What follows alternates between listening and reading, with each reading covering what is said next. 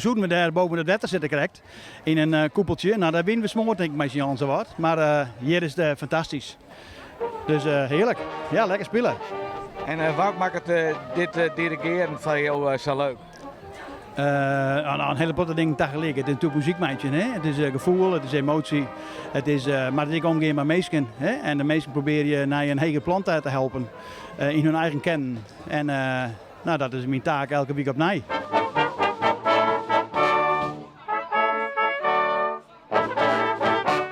Ik kom hier in eerste instantie familie voor de muziek. Maar ik ben echt voor alle festiviteiten geweest. Ik ben vanuit Tongens, ben ik hier alle dagen naar Dokkum te gaan. En ik was natuurlijk echt in Dokkum. Ik ga zeggen, elke goede Dokkum, die moet je even wijzen op deze dagen.